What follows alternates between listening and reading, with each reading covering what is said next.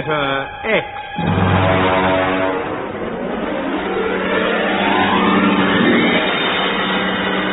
Episode 1, The First Step to the Star. Chapman. It was produced for the BBC by Charles Maxwell.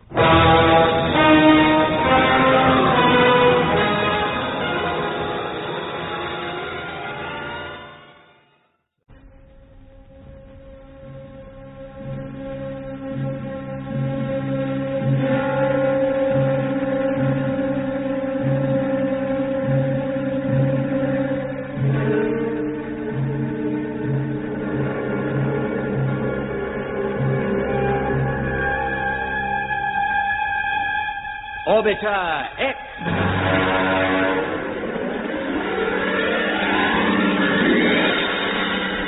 Episode 5. Inside the Moon Station.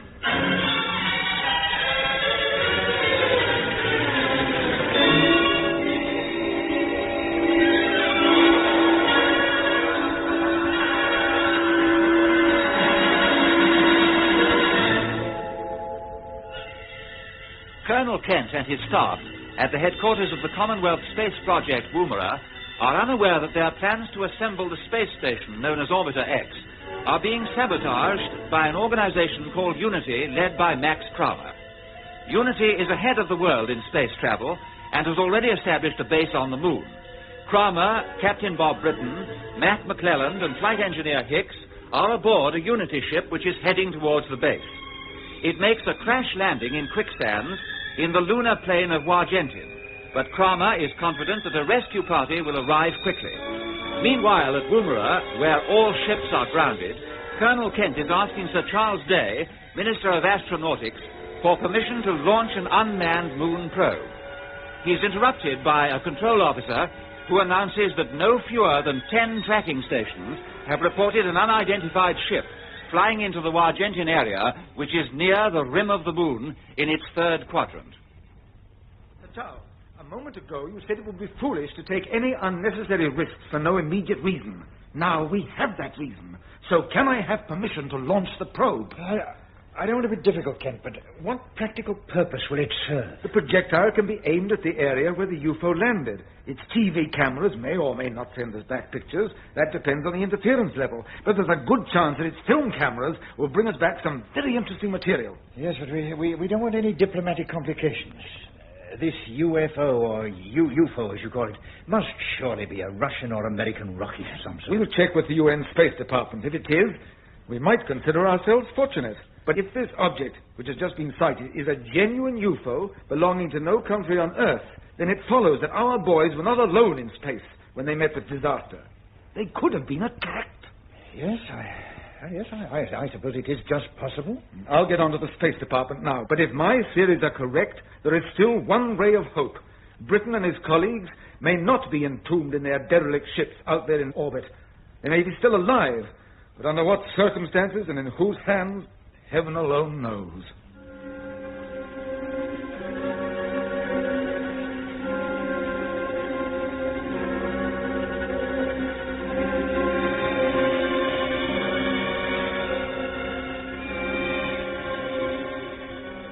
The temperature in the cabin's getting a bit trying, Bob. Yes, Mac. The ship's in the full glare of the sun. That dust bowl outside is like an oven. Kramer, is there anything we can do to step up the cooling plant? No. The main generators are wrecked, and we're already overloading the batteries. There is no more power available. We'll have to be getting out of here soon anyway. Look through the observation port, Bob. The dust's beginning to settle, and you can see what the situation is now. Yes. Quicksands are doing their work. The ship's tail section's entirely buried. We must get out of the airlock before that's swallowed up, too. We'd better move fast. Yes, collect your gear, check spacesuits, and bring all the reserve air bottles you can carry. Aye. Okay, sir. You know, ever since I was a kid, I've dreamed of landing on the moon. Yeah, but not this way, Mac. No, never like this. What's going on? The ship's moving. Yes, it's turning over. We've got to get out. Open the airlock. Now close your helmets, all of you. Turn on helmet intercom. Jump to it, boys. In quickly. Come on, I'm after you. Bob. Okay, Bob. Okay. Open the air valve. The ship's toppled over from the vertical into an almost horizontal position. Yes, and it's listing on this side, just where we want to get out. Pressure 0. Open the outer hatch.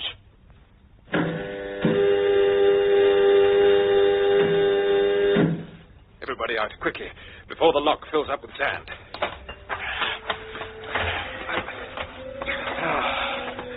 Another half a minute and we'd have been trapped. You all okay? Yes. We're all right, Bob. Climb up further, onto the highest part of the hull. Can't see a thing through this dust. Maybe it's just as well. Yes. What's happened to your rescue party from the moon base, Cromer? How far they've got to come? I estimate the distance about 60 miles. They should be here in a moment. How are they traveling? By hover car. It is not unlike the so-called saucer, which was developed in England. But that travels on air cushions. There's no air for the lifting jets here. We substitute electrically charged atoms. You mean you've developed ionic jets? Exactly. They lift the machine just clear of the ground, whatever the nature of the surface may be. I suppose the thrust doesn't have to be very strong to offset the moon's gravity. Hover car calling Unity Leader. There they are. Well, thank goodness for that. This is Neeson speaking. Are you receiving me? Hello, Neeson. Yes, I'm receiving you on my helmet intercom. You are most welcome. What is your distance from us and your speed? We are closing with you at 1,000 yards. Speed 50 knots. Have you got our position? Yes, I am watching you on the scanner. Hold on. Beware of my jets as I move in. I understand. Range closing. 700 yards. And we still can't see him. Captain Britton, Yes? you heard Commander Neeson's warning about the jets. When he comes alongside, the blast could sweep you away. Wait for instructions before you jump aboard. Right. We'll lie flat. Down you get, Mac. You too, Hickey. Okay. The ship won't last long now. See how the sand's creeping up on us? Yes. The rescue party's just about made it in time. Bob, I can see something moving through the dust. Here. Oh, thank goodness for that. Crom, I never thought I'd be pleased to see any friends of yours. I certainly am now. Quiet. Hello, Unity Leader. I am about to come alongside. I shall cut the lifting jets for 5 seconds. Understood. Britton, McClellan, Hicks, during that 5 seconds, you may jump onto the hover car. If you miss your footing, you will be lost. The jets must restart immediately, or the machine will be trapped in the sand. Okay, I get it. Fair enough. Here she comes.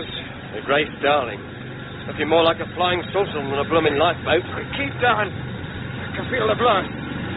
She's coming alongside. Hello. Stand by to jump aboard. I am cutting the jets now. Right. Jump. Here we come.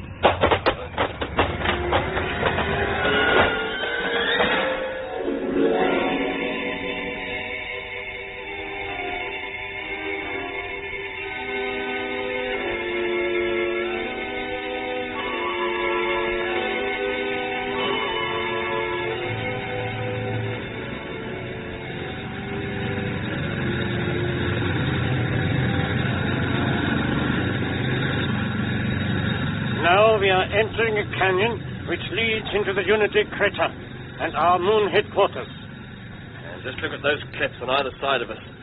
They must go up a couple of 1,000 feet. And although the sun's shining on the tops of them, it would be pitch dark down here without the searchlight in front of the hover car. I wouldn't like to be lost around these parts. Neither would I. We're coming out into the crater. Gosh, it's enormous. Stretches as far as you can see. Actually, it is comparatively small, but distances are deceptive because of the sharp curvature of the moon's surface. We are now turning and following the line of the cliffs. I say, Bob, Yes, Hickey. if you look back across the crater, you just get a glimpse of the tip of the Earth. It's right down on the horizon. Yes. Earthset. That is as much as we ever see of it here, because we are in the libration area on the rim of the moon. From other locations, the Earth appears to be some 12 times the size of the moon as you see it from home. That's a lot more attractive than this countryside. Give me the highlands any day. Yes. This is a dead world. Mountains, craters, and dust. How long have you been here, Neeson? I have been in charge of the moon base for almost a year. Aren't you fed up with it? No, I live for my work. How many people have you got on your staff here, Kramer? Not enough. That is why we are always ready to welcome new workers. Ah, I see. Our base is built inside that cliff wall there, now directly in front of us. The square opening at the foot leads to the airlock. Well, there's not much to see from here. Wait till you're inside. Is this where we stop? Yes. We enter the lock on foot. Step out and follow me. Talk about being as light as a feather. How'd you like to play a game of lunar cricket, Bob? You could throw the ball miles. It'd certainly be interesting. You will enter the airlock, please. Come on, in we go, Hickey.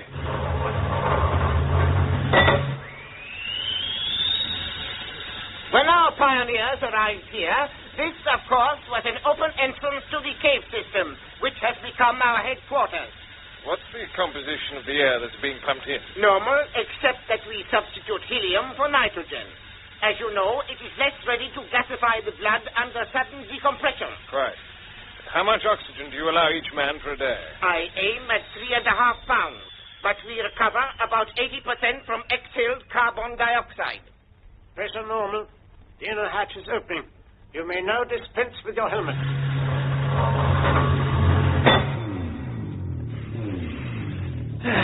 The air smells good. Yes, it is. And by the way, the sound you can hear is the solar generating plant. I see. And now, Captain Britton, since we arrived here on the moon, you have all behaved sensibly. You appear to understand your position.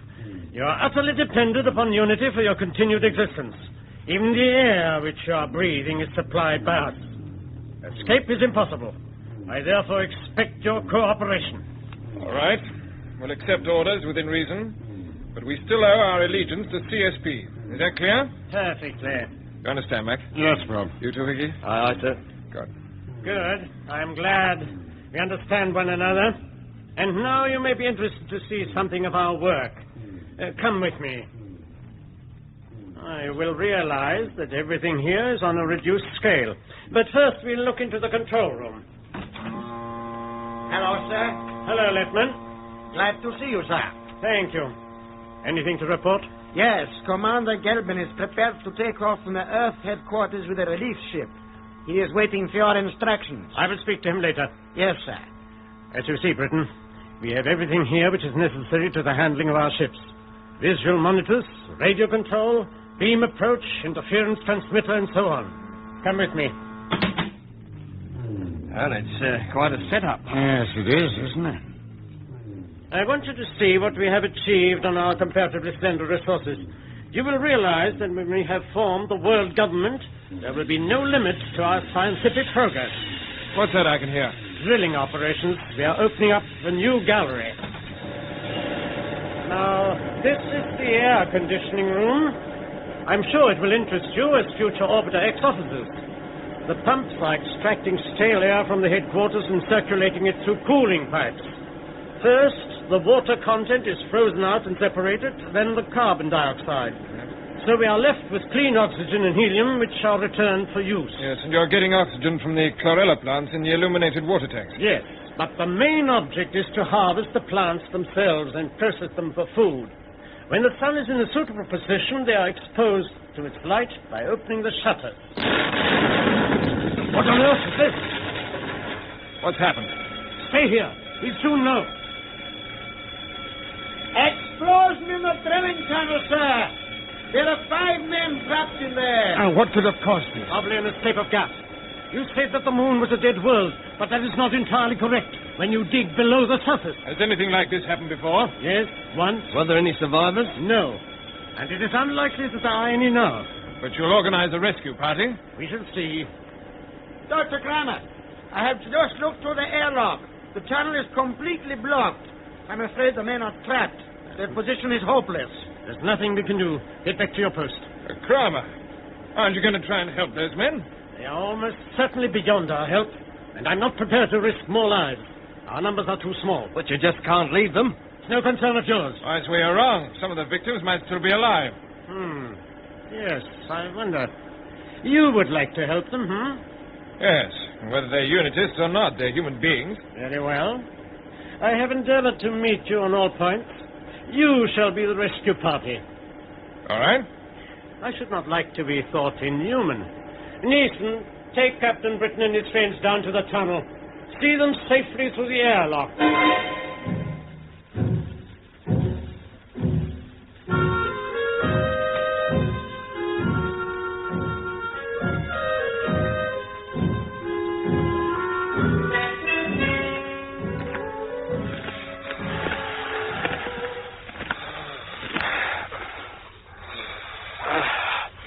I must say, it seems pretty hopeless, Bob. The tunnel's blocked good and proper. Yes, it certainly is.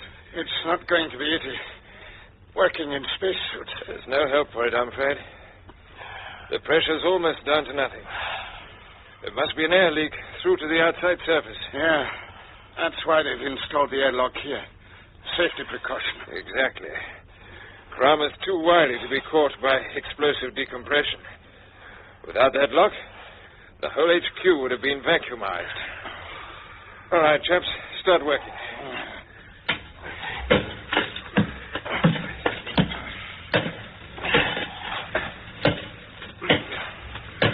Hello. I found a small gap in the debris here. Where, Matt? If we can open it up, we might be able to squeeze through. There could be somebody on the other side. Mind that. There it goes. It's fine. Let me shine my torch through. What can you see? I can see that the tunnel continues on the other side of this fall. That's about all. Hello. Somebody's coming through the lock. Keeping an eye on us, I suppose. Hello, Captain Britton. Yes, what is it? Dr. Kramer wishes to see you in the control room. Oh, what for? I cannot say. My instructions are to take you there immediately. All right. Carry on, boys, but don't kill yourselves. I'd better see what this is all about.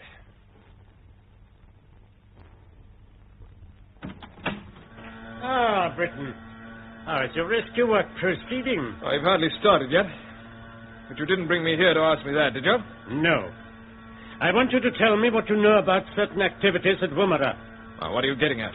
Neeson, stand away from the monitor screen. Now, Captain Britton, what do you see? No. Ah, you recognize it. Why, it's obvious what it is. Yes. A moon probe. Our Earth headquarters inform us that it was launched from Woomera, and according to our calculations, it should reach this area in another 6 hours precisely. So what? Tell me, will it land or will it go into orbit and then return to the Earth? I don't know. Don't fence with me, Britton. As a senior pilot, you know perfectly well what this projectile is designed to do. Well, it could land or it could orbit, you know that. Quite.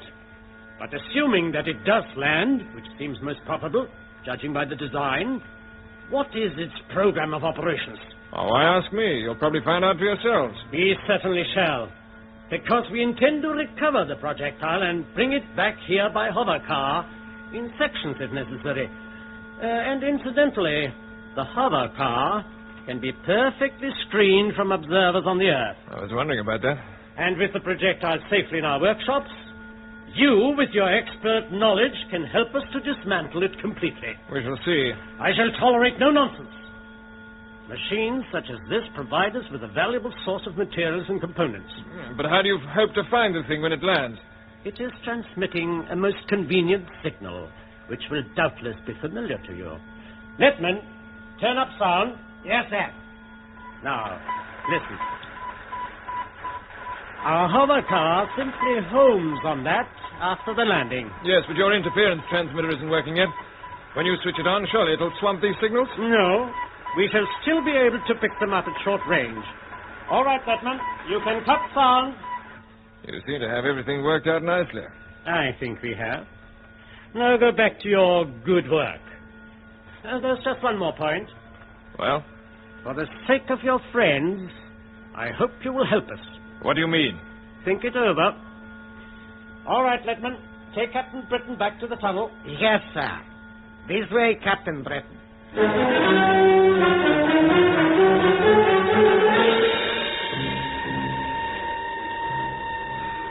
That's the position, chaps. And I hate the idea of Kramer getting hold of the moon probe. It's rather a nice piece of machinery. It's still classified. I don't think Hickey knows very much about it, Bob. No, I don't, as a matter of fact. Hickey, the idea is the rocket carries a small tractor. After the landing, the tractor comes out and travels around on the surface of the moon for about 12 hours. I see. It carries film and television cameras. It picks up samples of soil and rock. And at the same time, instruments record cosmic radiation, temperatures, ultraviolet, and so on. Well, I did hear a whisper that it was in production, but isn't it steered from the Earth through the television link? Yes, but if that breaks down, it feels its way along and avoids obstructions and very soft ground. And then, Hickey, when it's done its job, it toddles back to the parent ship. The action of it going aboard triggers off the rocket, and the whole issue returns to the Earth. Do you think it'll work? I'm sure it would, if Kramer didn't fool around with it. I saw the thing under construction, and it's a masterpiece of engineering. It certainly is. And it's got tremendous possibilities, because without the tractor, the rocket could take a cabin big enough to carry 2 or 3 men. Yes. Say that again, Mac. George, yes. It could carry us back to the Earth. Are you serious, I Mac? was never more serious in my life. I can't believe it. This is our answer. It's our only chance. But how do we get out of here? We can't go back. I'll show you. Follow me. We've got a surprise for you. I haven't had a chance to tell you about this yet. We've opened the gap in this stuff. You can see through it. Look. I don't see a thing. Over to the right, sir. Daylight. Yes, it's a crack in the wall. It must go straight through the cliffs. And if we widen it up, we can get through into the open. By golly, a break at last. Would be quite close to the spot where they parked the hover car. That's right. And all we got to do is to grab it and get going. I know how it works. I watched Neeson pretty closely when he was bringing us here. Hold your horses, chaps. Now, let's think. The moon probe isn't pressurized. We'd have to rely on our spacesuits. What about oxygen? There's cylinders of the stuff on the hover car. Yes, that's true. We could take some with us. But can we stand the takeoff acceleration of the rocket, Mac? Sure. It's far less than we're used to in takeoffs from Woomera.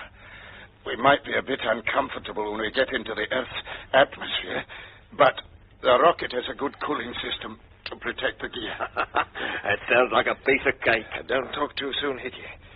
We've got to stay here in the tunnel until just before the probe lands. During that time, we must take it in turns to give the unitists progress reports. We know the poor devils who are trapped here are finished, but as far as Kramer and Neeson are concerned, we haven't given up hope. Okay, Bob. Within the next 5 hours or so, we've got to hack our way through that wall. Once outside, we sprint over to the hover car and drive off, hell for leather. And as there's only one hover car, the unitists can't follow us. No. Once we're aboard, we're halfway home.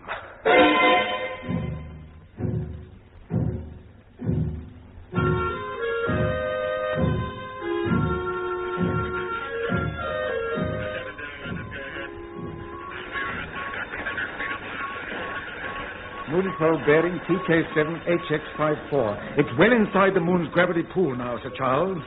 Still no interference? No. How does that fit into your theories? It doesn't yet, but I'm certain that we shall lose the picture on the monitors. The interference is bound to begin any moment now. In the meantime, the probe's sending us some magnificent TV pictures of the moon's surface. Just look at the great ray crater of Tycho. Do you see how the walls rise in terraces? It's almost dazzling. Sir Charles, look at the picture. Yes, I'm looking. You see those ripples creeping across it? Yes. It's the same interference pattern we've seen before. Now, sound gone, vision going. So you were right, Kent. Yes. The interference is being generated. It must be the work of somebody or something. But what's at the back of it? I don't know. But I won't rest until I find the answer.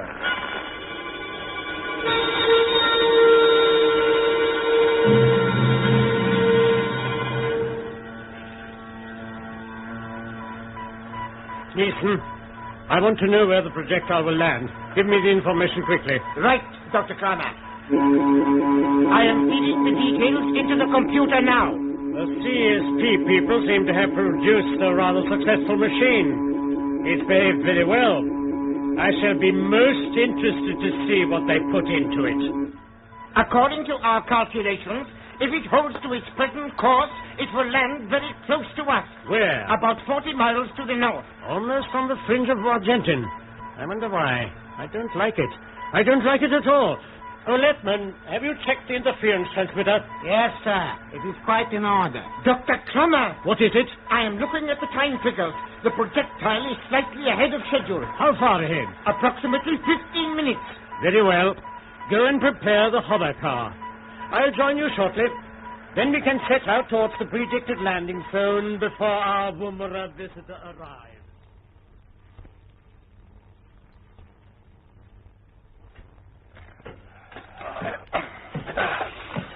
This is a tougher job than we thought.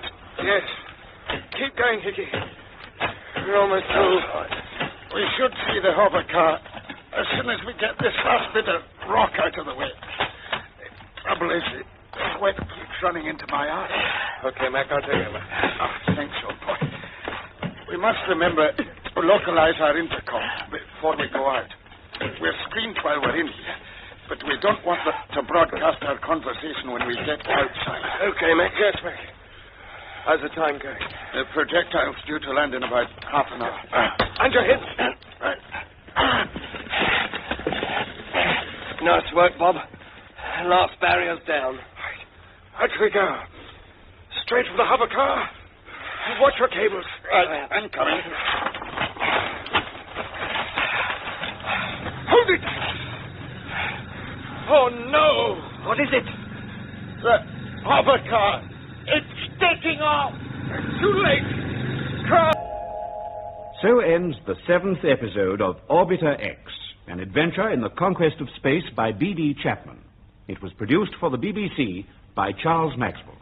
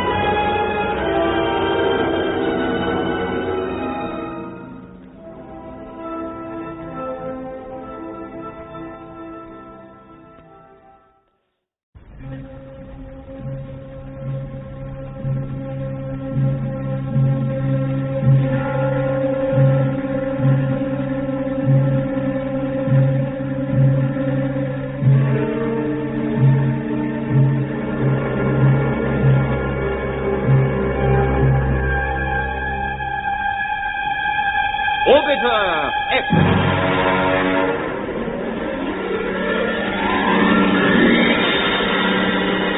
Episode 8, Marooned in Space.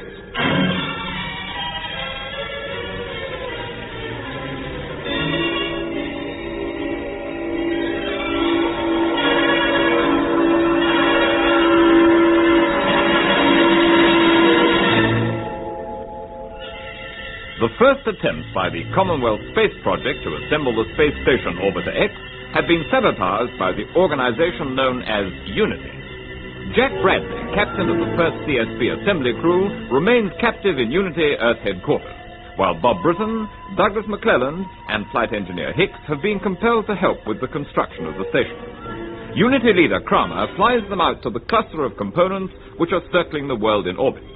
He orders them to step out of his ship and board the central rocket which houses the space workshop. Moments after they leave, he receives a signal warning him that he's in danger. Fire has broken out in the interference transmitter, which helps to screen his ships from the ground tracking station. Straightway he sets course for his Earth headquarters, leaving Bob, Mac, and Hickey drifting in their spacesuits alongside the central rocket, 1,000 miles above the surface of the Earth. There's a handrail running right round the house. Grab it. I repeat, take hold on. Okay, Bob. What's Kramer playing at? I don't know. He must have had a heck of a shock to suddenly pull out like that. Maybe the CSP ships have been armed, and they're coming up. Talk about it after we're safely inside this thing. You tend on your bootmakers. Yeah. Yes, mine are on, Bob. All right. But don't rely on them. Remember, we've no jet pistols to guide us back if we go adrift. Just follow the rail along to the hatch of the airlock. Okay, I can see it. Good. Open it up. Should be normal pressure inside the hull. Just about everything we need to keep us going. It's fine. In we go.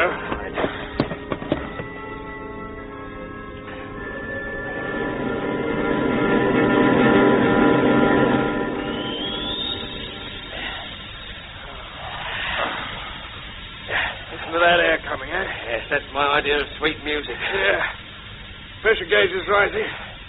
I've an idea that if Carmen doesn't come back too soon, we might think up a little surprise for us. We might at that. Okay. Pressure's normal. Open the inner hatch. Let's get these helmets off.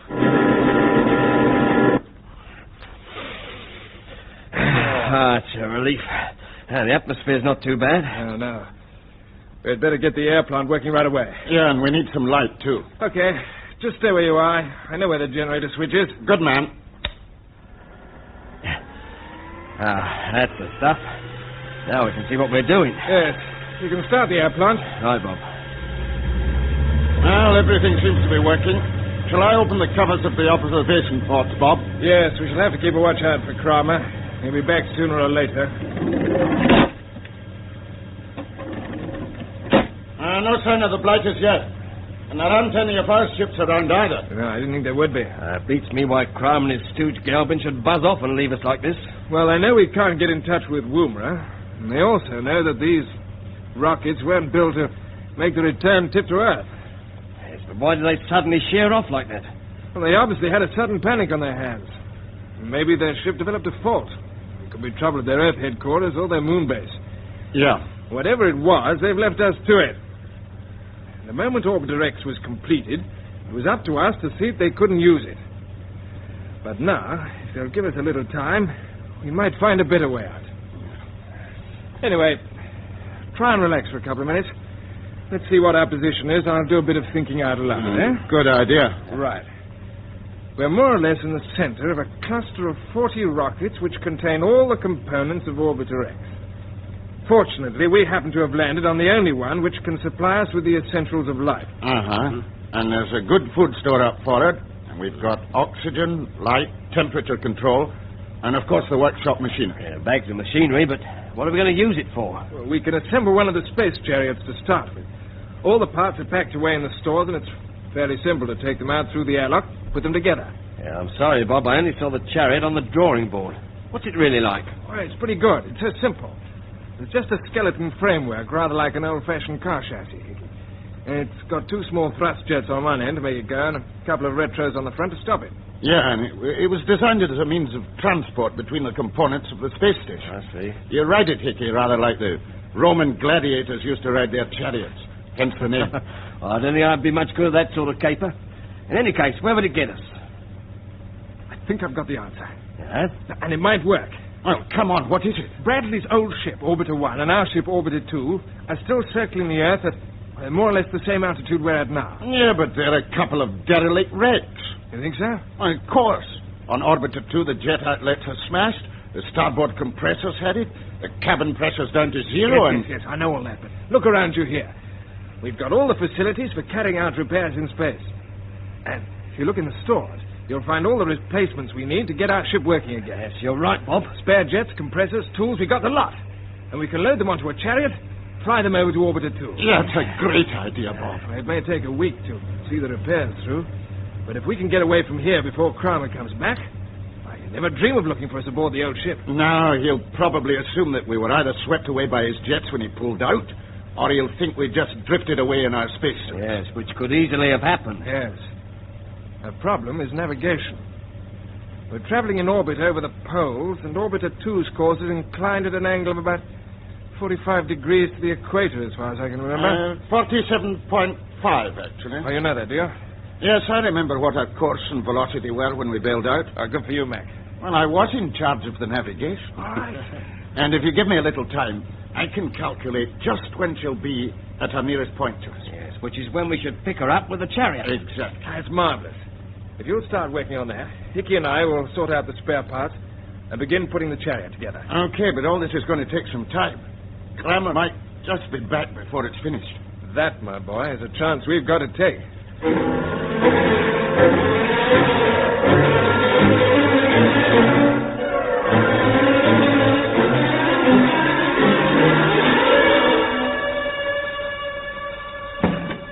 Well, Gelvin, what news? Almost our entire headquarters staff are working on the interference transmitter, Dr. Kramer. But it will have to be virtually rebuilt, I'm afraid. I knew that hours ago when I made my first inspection.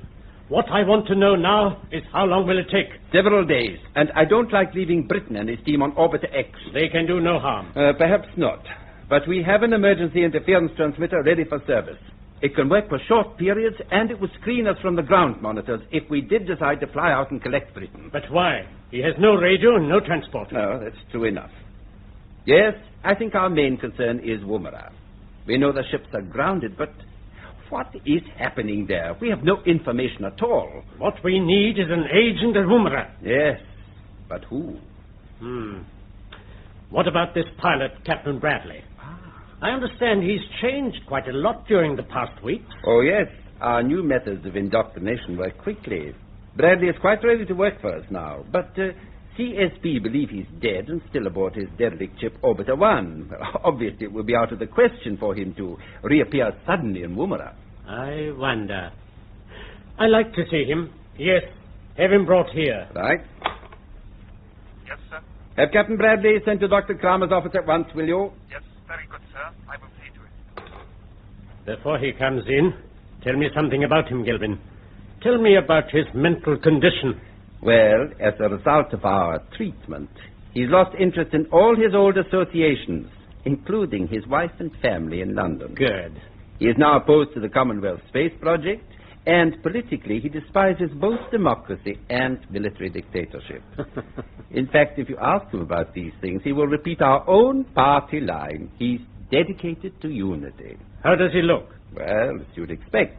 It's obvious he's been through a period of stress, shall we say. You remember his leg was broken, so he still walks with a limp. And he's lost quite a bit of weight. Does he need any drugs? No, not now. His convictions have been stabilized. So he might make a good agent. I'm sure he would. If he could be planted without arousing suspicion. Of course. What have you got in mind, Kramer? I'll tell you later. First, I want to examine Bradley myself. I shall keep the interview very short, just 1 or 2 questions, and, of course, part of the test will be to offer him his freedom. Not that he'll get it, but if he declines the offer, we shall know that he's probably reliable. Yes, I'm certain he is, but you will see. Ah, that'll be him. Come in. Oh, come in, Captain Bradley. You remember me? Yes, you are Dr. Kramer. Of course you do. Gelvin, give him a chair, and perhaps he would like a little refreshment. But of course. Let me see. You had a small fracture in that right leg of yours, didn't you? I hope it's not troubling you too much. As you see, Dr. Kramer, we've been able to take the plaster off for him. I think our medical people have done quite a good job there. Good, I'm glad to hear it. How are you feeling in your general health, Bradley? I'm feeling very well, thank you. Excellent. Here, take this. I expect you'd like to drink to our new understanding. Yes, I should. To our new understanding. We've had some difficult times together, but now that is all behind us, Yes, you have been very patient. I hear that Gelvin has talked a lot of politics to you. I hope he hasn't killed your interest in the subject. No, far from it. It's very important. It is indeed. You have lived in the British Commonwealth, so naturally we've been interested in your views on that form of government. I believe you've developed some strong views. I see things more clearly now. That's most interesting. You now see faults which didn't strike you before. Yes, I do. Well, we all have to learn. What do you think is fundamentally wrong with democracy? To me, the basic fault is that there is no effort to associate scientific qualifications with political power. So we have governments which are dangerous and quite unsuited to lead their countries in a world of scientific progress. I think you're quite right. But does this mean that you've swung over to the military state? No, I believe that arises when the scientist's rightful place of leadership is taken by mere men of action. You know, Gelvin, that's perfectly true. Yes, how very interesting. Now, if you take those views out into the world, Captain Bradley, you might do a great deal of good. What do you mean, Dr. Kramer? I mean, you are perfectly free to leave here whenever you like. We are not monsters. You can go to any country of your choice. If you choose to keep in touch with us, you're very welcome to. In fact, you might find it to your advantage. No, I'd prefer not to go away. Well, that's a very nice compliment to us. But what are your hopes for the future? I hope to see a world government created by unity and led by yourself, Dr. Kramer. And I want to help you if I can. So you are prepared to work for us? Yes. You said you would like to stay here at headquarters, but perhaps you could serve as best as a unity agent. Would that interest you? Yes, I'm ready to do whatever you think best. We might send you to Woomera. What about that? Woomera. Yes, I'd even go there. Good. Now, don't worry. That's all for the moment, Bradley. Off you go and try and get some rest. Thank you. I'm most grateful. Oh, by the way... Yes, Dr. Kramer? I should have mentioned it before. I believe your wife and family are in London. How would you like to send a message to them? No, thank you. It's not important. Well, Kramer, are you satisfied? Yes, we can use him. Good. But we won't let him know the location of these headquarters. He'll have to work through a contact. Now, you were saying that the emergency interference transmitter is ready for service? Yes, we can operate it for a limited period. Good. We shall only need it to screen a very short flight. You see, Captain Bradley is going back to Woomera. But where will you have him picked up? He's supposed to be... Exactly. Our CSP friends will pick him up in the most obvious place of all.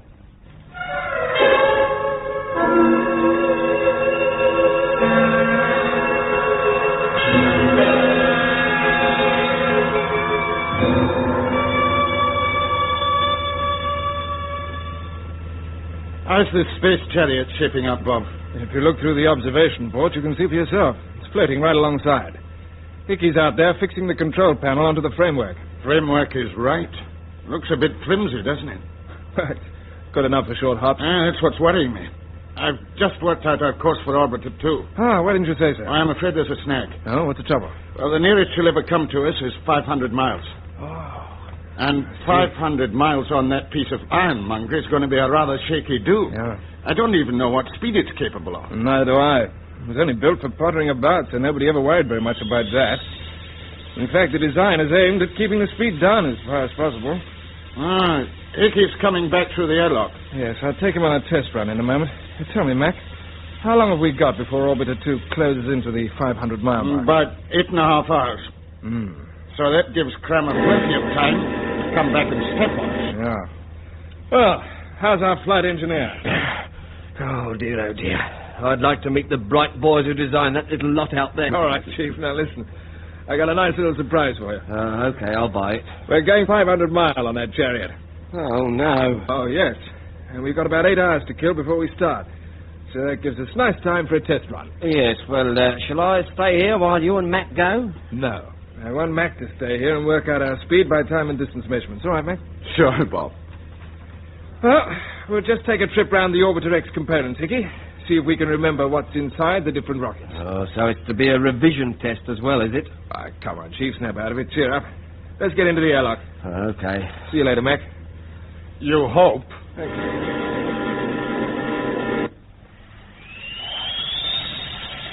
Your helmet intercom okay, Hickey? Yes, okay. Got your anti-magnetic spanners with you? Oh, no, turn it up, Bob. You'll probably need them. Yes, I reckon I will, too. Yes, I've got them.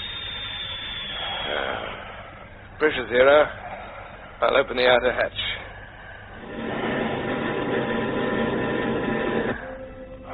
We're just about over the tip of South America. Look at the reflection of the sun on the water down there. Yes, and look at the space chariot right here. All right, Chum. Step aboard. Your boot magnets on? Yes, they're on, okay.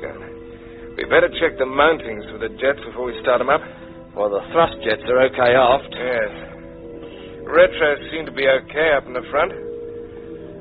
How about the seats on the middle section? Are they secure? Yes, I made sure of them. Fine. Sit down and fasten your straps. I'll start the compressors. That's a funny little joker, isn't it, eh? Certainly is. It works anyway. You all set? Yes, all set. And I'll open them up slowly. Right. We're moving. Riding through vacuum on an old car chassis. Oh, what a performance. Well, as a matter of fact, the performance seems to be extraordinarily good. Well, let's see how she turns when I open the starboard jet. Here she goes, round to the left. Now I'll turn the other way. That's not too bad at all, is it? Now, before we get too far from the workshop's rocket, I'll try the retro. Hold on!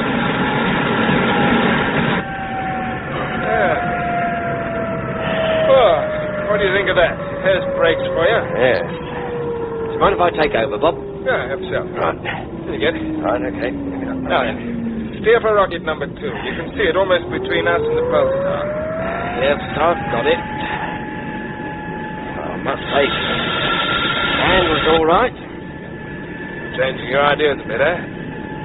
Can you remember what's aboard rocket number 2? Yes, now let me think.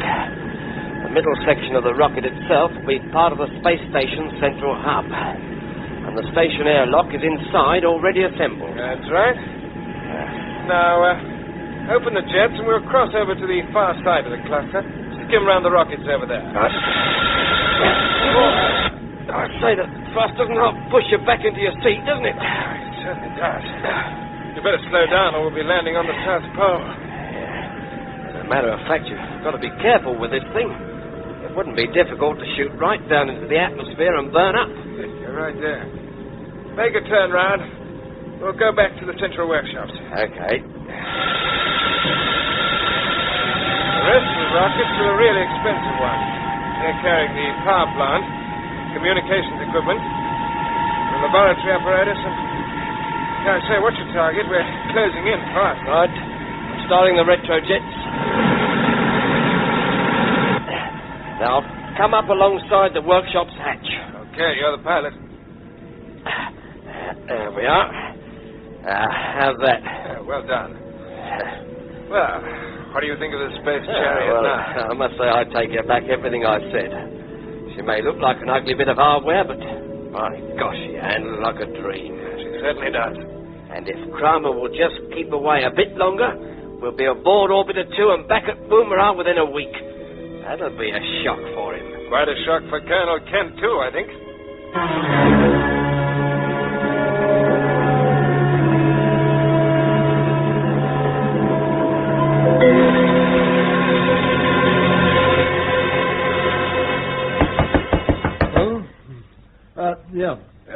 Come in. Sorry to disturb you at this time of night, Colonel Kent. All right, I was only dozing in the chair. What do you want? Could you step into the control room right away? It's very urgent, sir. What's happened? Well, it's going to shake you, sir, and I'm not kidding. We're all wondering whether we can believe our ears in there. Well, come on, man, out with it. We're in contact with Captain Bradley. What? Where is he? I know it sounds unbelievable, but he's talking to us from Orbiter 1. Orbiter 1? His own ship?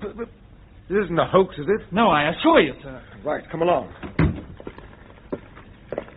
When did you first make contact? Only a couple of minutes ago. We had about an hour of strong interference, and when it cleared, we heard him.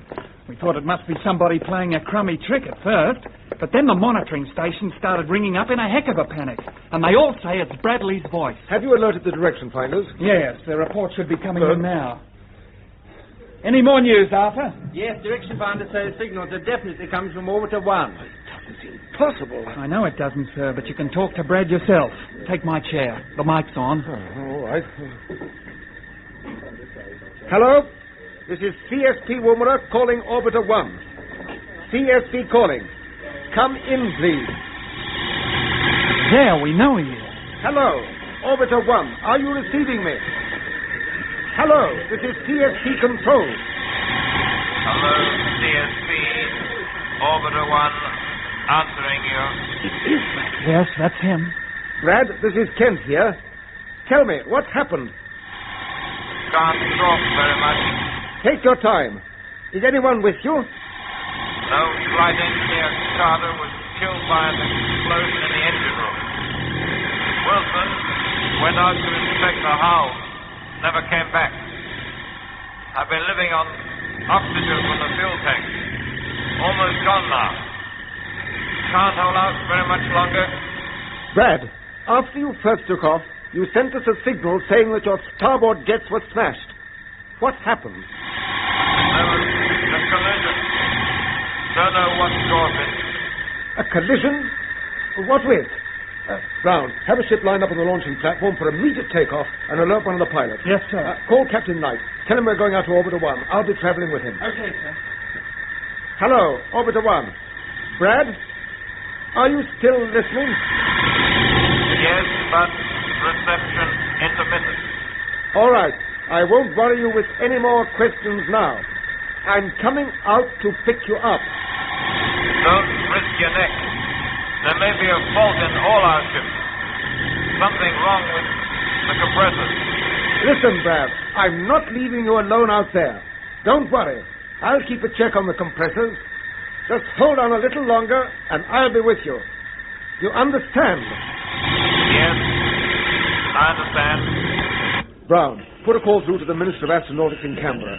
Tell him I know perfectly well that all ships are officially grounded, but this is an emergency, and I'm taking a calculated risk. Got that? Yes, sir. Has Captain Knight been called? Yes, he's going straight down to the launching platform. I'll join him right away. I'll explain the position and see how he feels about it. As far as I'm concerned, Bradley is my personal responsibility. I sent him out, and it's up to me to get him back.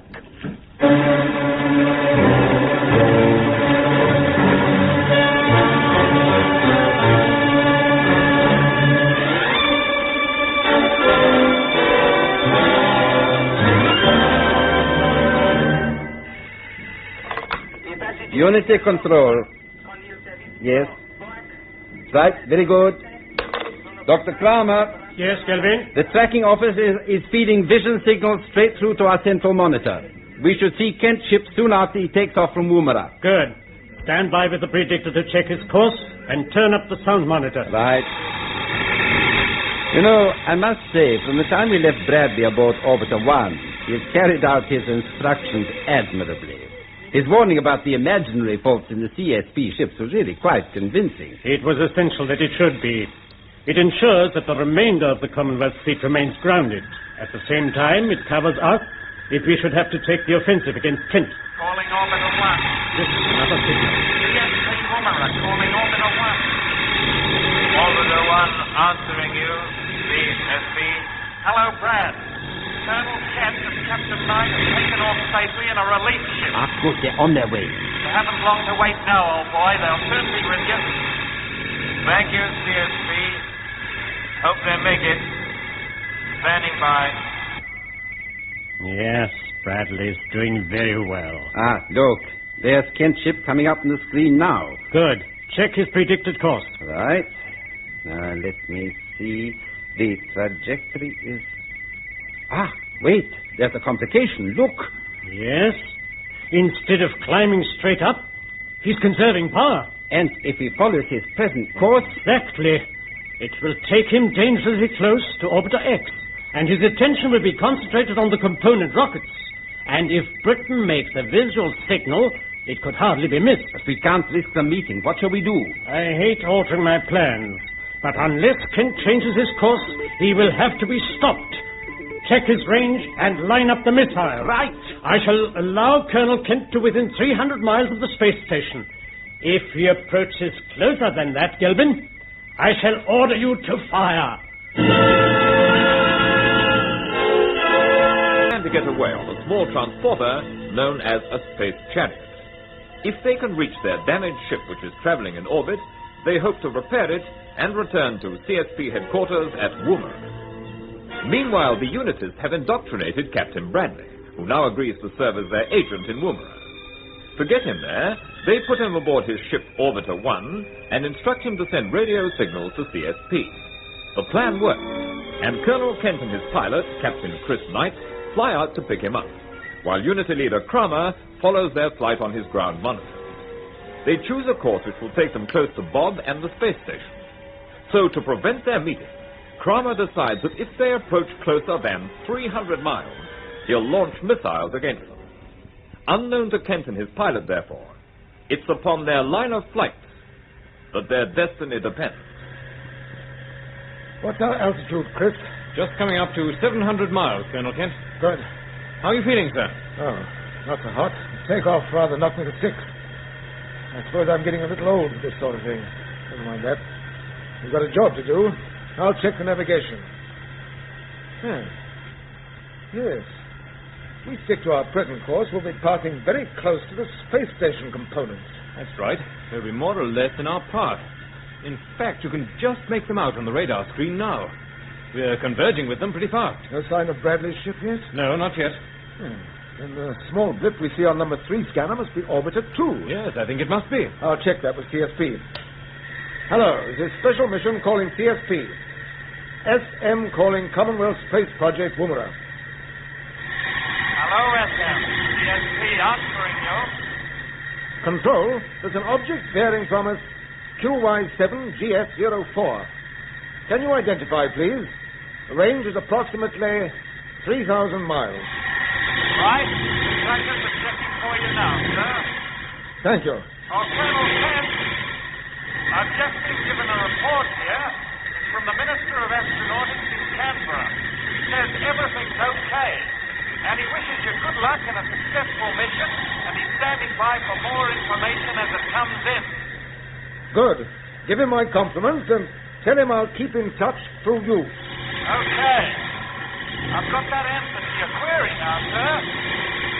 That object you were asking about is Orbiter 2. Yes? We thought it must be. I'll give you the distance check. It is 2,800 miles away from you now. Thank you, CSP.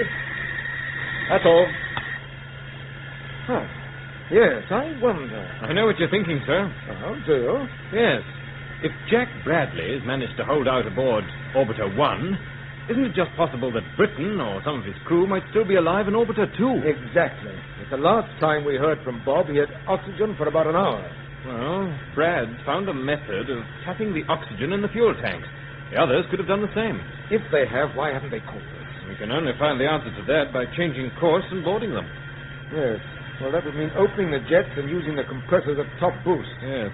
Remember, Bradley warned us they might be faulty, and that's the very reason why we're holding to our present course and a steady rate of ascent. Yes, I know, but the compressors were all right on the takeoff and acceleration. We've got a perfect opportunity to go aboard Orbiter 2. And I don't think I'd ever have any peace of mind if we don't take it. Neither would I. We'll tell CSP we're going to change course. Good. Hello, SM calling CSP. Come in, please. CSP answering you, SM. We are about to change course in order to converge with Orbiter 2.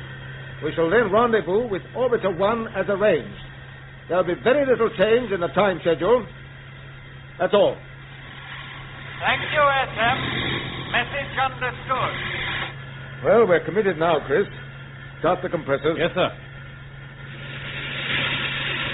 The instrument readings are all quite normal. Certainly nothing wrong there. Open the jets slowly. Better to play safe. Right. All jets firing 7/10 maximum. Good. Open them up and we'll change course. I'm sorry we won't be getting our close-up view of the Orbiter X space station, but that can wait. Here we go!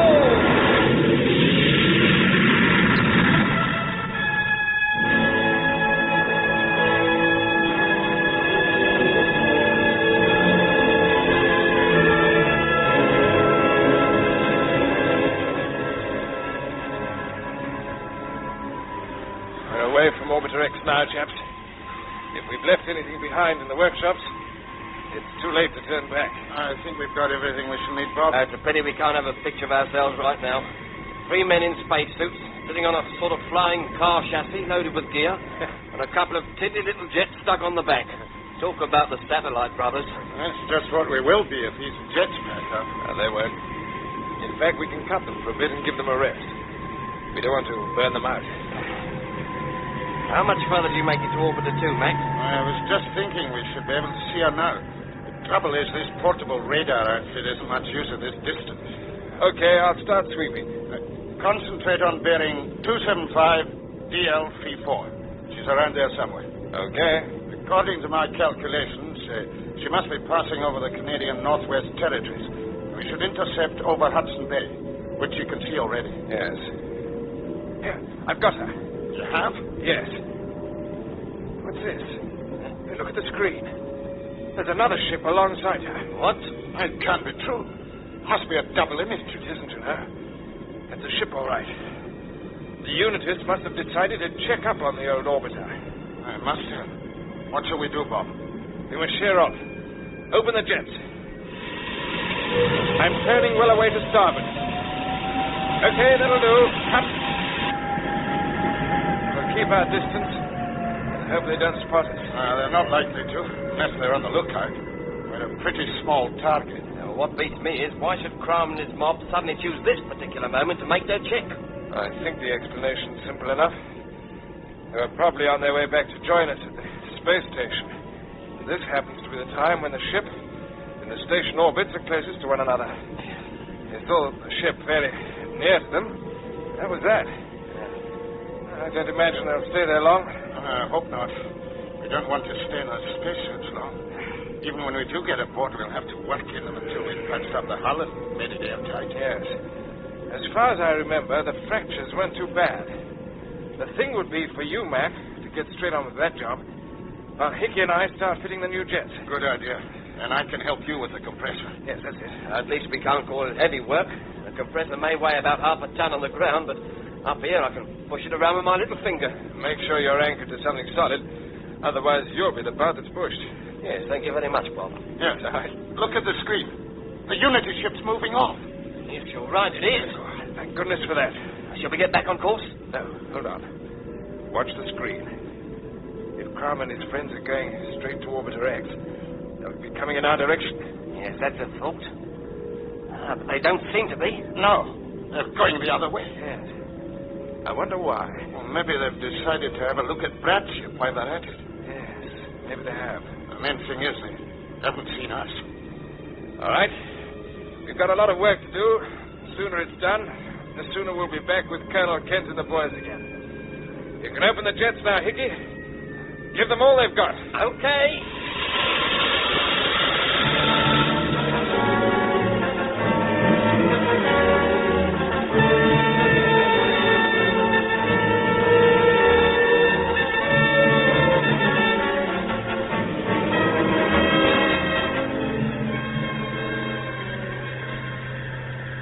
I just don't understand it, sir.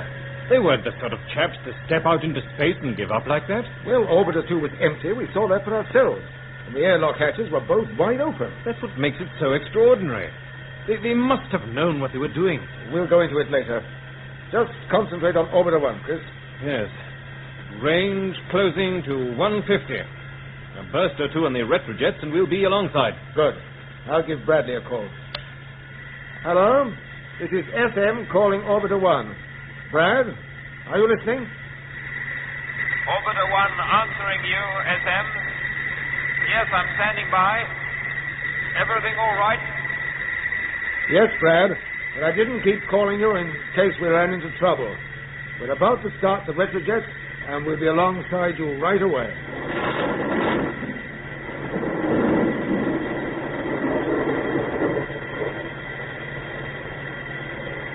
a ship to the observation port now. We're on target, Chris. Good. Hello, SM. Colonel Kent, I'll bail out and join you as soon as you give the word. You think you can make it by yourself? I can make it. Hold on, Brad. We're trimming up.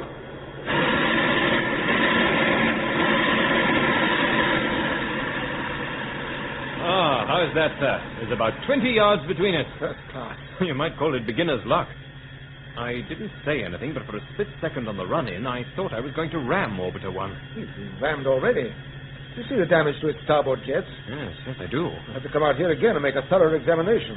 I won't keep Brad waiting around now. The most important thing is to get him back to Woomera as soon as possible. Yes, he must be in pretty poor shape. Do you think perhaps I should go over and help him across? I think you should. Check your suit. Right. I'll let him know you're coming over. Hello, Brad. We're all clear for you. Chris Knight is coming out to give you a hand. I tell you I can manage. I'm on my way. No, hold it. Hello. Hello, you there? Ah, cut off.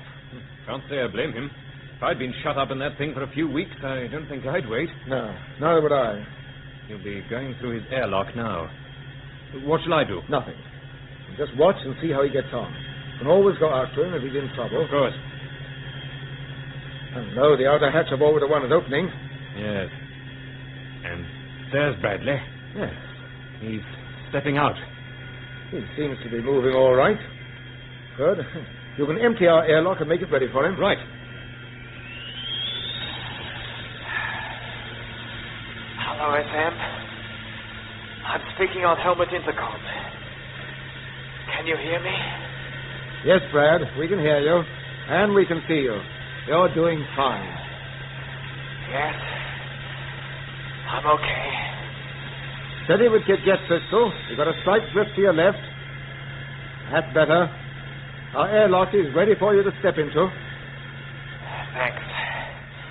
Almost there. Yes. I've made it. Good man. He's aboard. He's through the outer hatch. Well, that's the first part of our mission completed, Chris. Yes. Getting back to Woomera should be a piece of cake. Well, there's nothing wrong with the compressors on this ship. No, it isn't. It can be. Now, we're going to meet Jack Bradley at last. Funny, I feel quite shaky. It's like meeting someone who's come back from, well... I know. Open the inner hatch.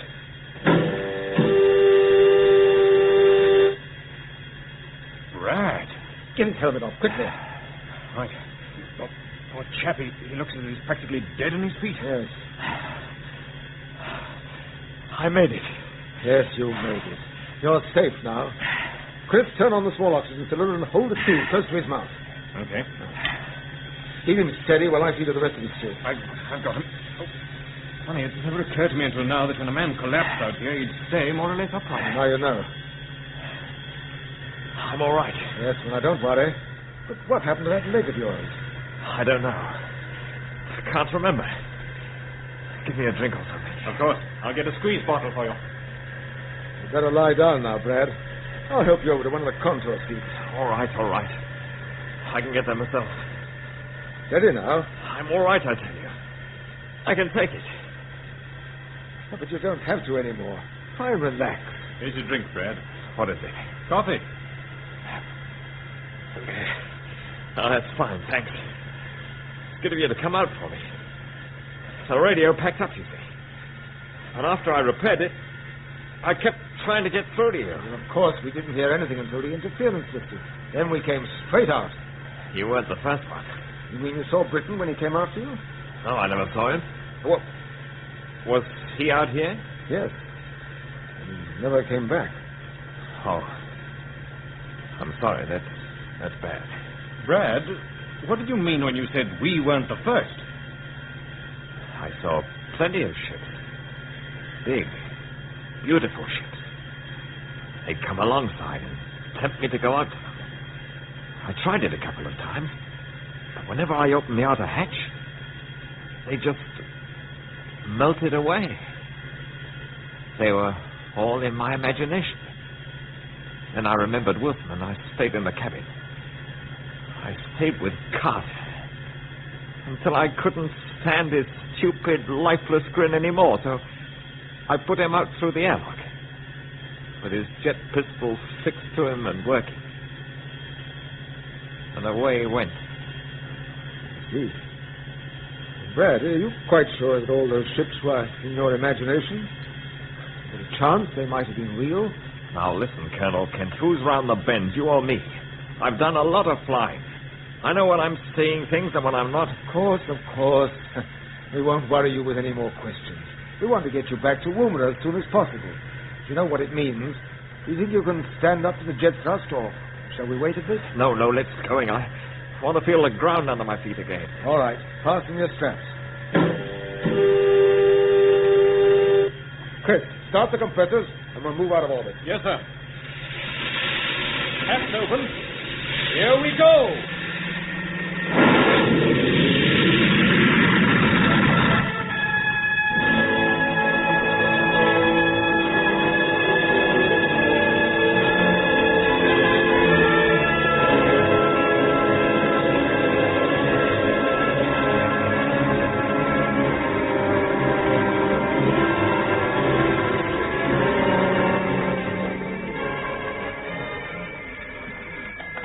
Unity Earth Control, hello?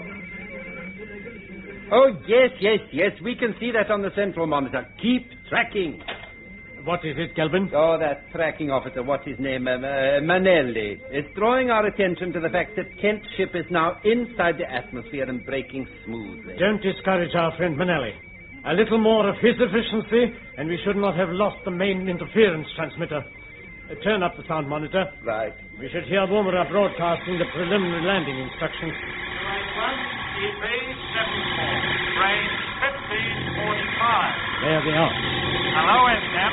Repeating. You are bearing 281 EV 74, range 1545. Open your retrojets to 110 maximum. SM to CSP, 110 it is. Thank you. Colonel Kent and his pilots don't know how lucky they are, do they, Kramer? No, they don't. They were fortunate to keep clear of Orbiter X. Their sudden change of course towards Britain's ship came just in time. I hope their apparent success doesn't go to their heads, because if it does, they may start regular flights again. If they do that, it should give Bradley an opportunity to exercise his newly found talents. He might carry out a little sabotage on our behalf. Yes, so he might. But our task now is to restore interference transmissions quickly and get to work on the assembly of Orbiter X. And while Captain Britain and his team are waiting for us, they will have ample opportunity for reflection. After a few more days in zero gravity, they should be even more willing to cooperate.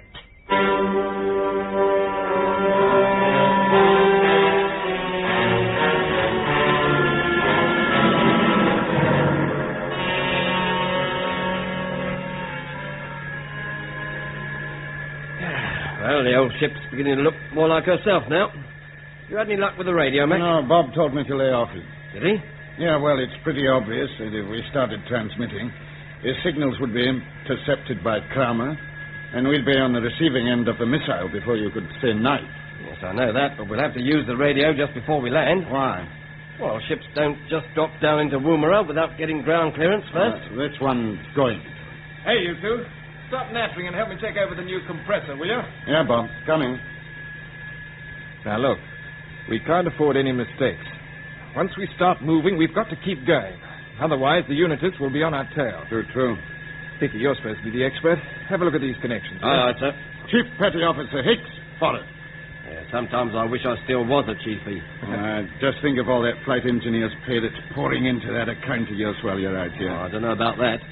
I reckon my wife's drawing a widow's pension by now. Oh, well, let's have a look at the plumbing. I've checked the jets outside, Bob. They seem to be fine. Yes, I went over them myself, too. It seems to me that the weakest part of the repair job is the hull. I don't know how those patches are going to stand the strain once we start diving through the atmosphere. I don't know either. Well, before we get going, we'll check our pressure suits and helmets. We'll need them if the hull starts opening up. You're right. What about the ship's temperature control? Do you think that's okay? As far as I can see, it is. If we start burning up when we hit the air, well, you'll know it isn't. Oh, thanks for telling me. This compressor job looks fair enough, Bob. I'll open the valves and test for leaks. Right, Hickey. Go ahead. Yes. Yes, it sounds all right. Yes, the gauge is steady. There's only one more test we can carry out now, and that's to open the fuel taps and see how she goes. Right. Back to the control cabin, chaps. Let's see whether it was all worthwhile, eh? Shut the bulkheads, Mac. Now, check your suits. Get into your seats. I hope we're going to start moving out of orbit. My suit's okay. Yes, and mine. Right. Well, this is our big moment. The jets work. Don't forget we've got to keep them going whatever happens. Any questions? No questions. We've asked all the questions, Bob. Let's see if we find the right answers. Okay. Open the taps. The jets are working. Orbiter 2's back in service. Watch those engine indicators, Hickey. Right, Bob. And Mac, you know your job? Sure. The navigation's up to you. I know. And without any radio and half the instruments gone, the best of British luck.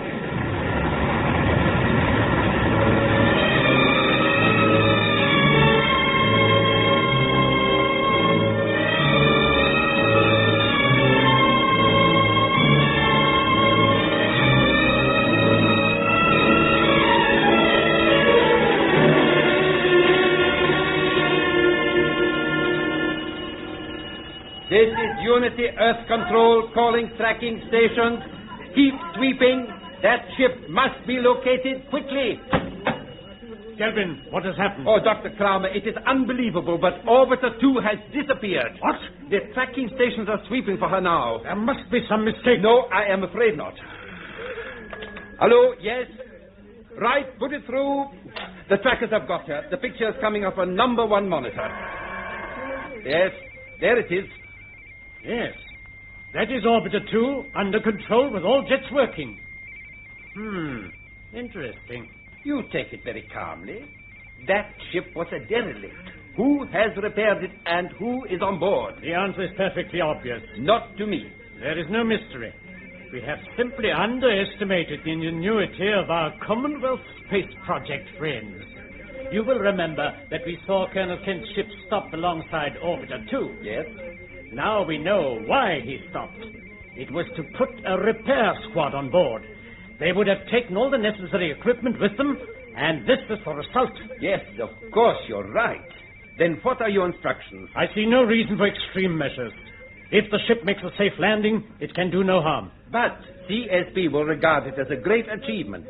First, Colonel Kent arrives back safely at Woomera with Bradley.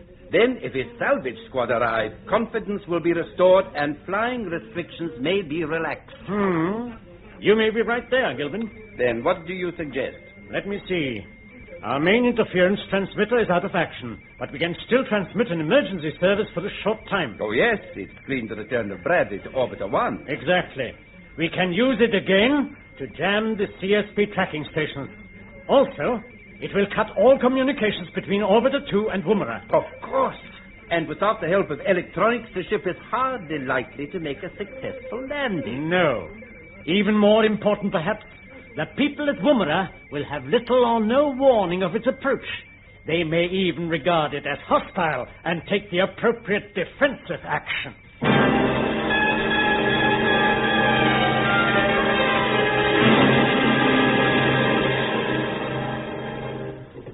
The interference is building up again, Colonel Kent. Just take a look at those monitor screens. Yes. How's the level on the sound channels? All right, turn it down. A strange thing, you know. It's been absolutely clear since you picked up Captain Bradley. I wonder if this is going to mean more trouble. Yes, I wonder. No, the interference is back, is it? Yes. Come over here, will you, Captain Knight? Say, it's lucky this didn't clamp down before we got back. That's what I was thinking. It's rather upsets my theories. Oh, well, never mind. What's the latest on Bradley? Well, he seems to be comfortable, but there's something about him that almost puts my back up. Oh, I know I shouldn't say that after all he's been through, but I never expected him to be, well, like he is. I used to get on very well with him, but now he's talking down to me. I know what you mean, but we must make allowances. Yes.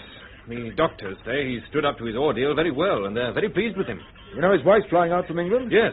She'll probably do more good than all the rest of us put together. Well, I hope she will. Has he been able to tell you exactly what happened to him out there, sir? Well, we're getting the story in bits and pieces, but so far it doesn't help us very much. You know, I'm still convinced that our efforts are being sabotaged. But we'll see whether or not I'm right when we master the interference trouble. Sir, there's an image coming up in number 1 monitor. What's this? Oh, it's probably part of the interference pattern. Check with the tracking stations, Brown. All right. Look at the picture now, sir. It's almost like a projectile. Or a ship. Yes, it could be. But we know it isn't one of ours. And today's bulletin from the UN Space Department doesn't mention any flights. Colonel, the trackers are in a real panic. They say there is a solid object out there. It's well inside the atmosphere and it's heading towards us at a pretty fair rate. It is it? Right. I want the range and bearing worked out immediately. Sound the general alarm and alert the perimeter defenses. I don't know what's behind this, but if it's somebody looking for trouble, they'll... Identified flying object. It's approaching the headquarters fast, but interference on the tracking screens makes identification impossible. The object is, in fact, the Commonwealth ship Orbiter 2, with Captain Bob Britton, Douglas McClellan, and Flight Engineer Hicks on board. Unaware of this, and believing that it may be hostile, Colonel Kent prepares to take defensive action. I want the range and bearing worked out immediately. Sound the general alarm and alert the perimeter defenses. I don't know what's behind this, but if somebody's looking for trouble, they'll get it. Oh, sir, the image on the screen is pretty bad, but the figures are coming through okay. Missile battery standing by.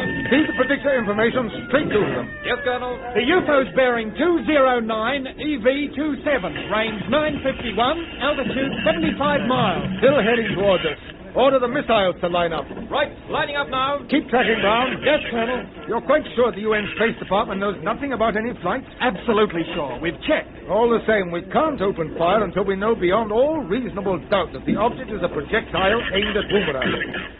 Turn up the sound monitor. Right, sir. Yes, the interference is pretty bad, but I'll try making a call. I don't suppose we will get an answer, but you never know. Hello. This is CSP Woomera calling unidentified flying object bearing 209 EV27. Announce your identity, please. This is urgent. Nothing there. No, just mush. Hold everything. The UFO seems to have leveled out. Yes, the altitude's going up. Up to 80 miles plus. Look at that. It can't be a projectile at all. It must be piloted. It must be a ship.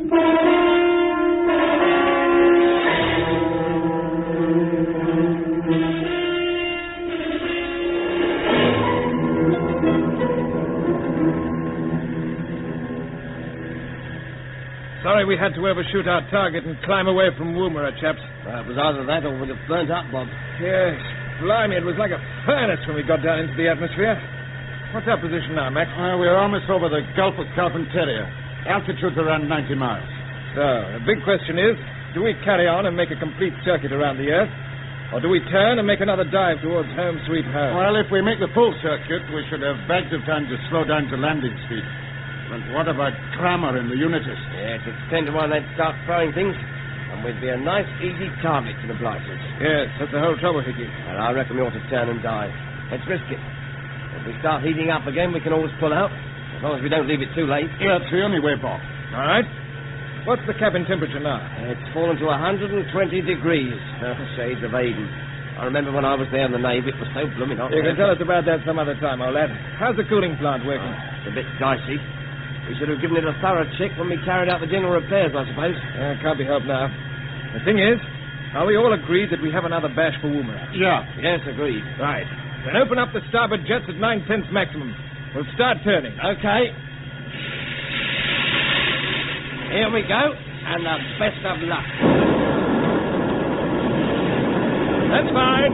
Open the port jets and balance off.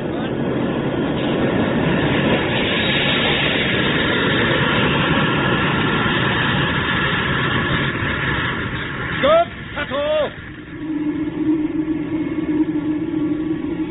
Going into the dive. Check your straps. Okay. Keep her on bearing 312 EV19. Right. Accurate navigation's tricky without radio. But that should put us on course for HQ. Fair enough. We're going down fast now. You said it. Look at the ceramic on the leading edges of the fins. Beginning to glow red hot. And we won't start worrying until the hull begins to glow. Like it did on that last dive. Yeah, but we were traveling a lot faster then. That's true. You think the CSP tracking stations have picked us up yet? Not if Kramer's still got his interference transmitter working on low-altitude coverage. They should certainly see us by the time we get down to the 60 or 70-mile mark. Well, they could have heard us if we'd stopped to get the radio working. Yeah, so could Kramer. Can't risk that. No, of course not. Hope they recognise us. Otherwise we'll get a blooming hot reception. Quite a little ray of sunshine, isn't it, Bob? Yeah. All the time, we want to give them a good chance to pick us up on the scanners. Better start braking again. I'll open the auxiliary retrojets. Hold on. The temperature's creeping up to the danger level already. Can't be helped. No turning back now. We'll just keep going. Hope for the best.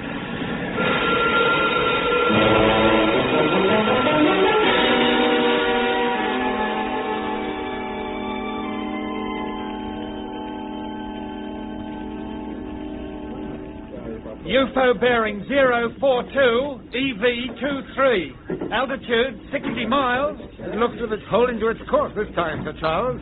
Yes. What do you make of it? I wish I knew. The picture on the monitor is bound to clear as the thing gets closer.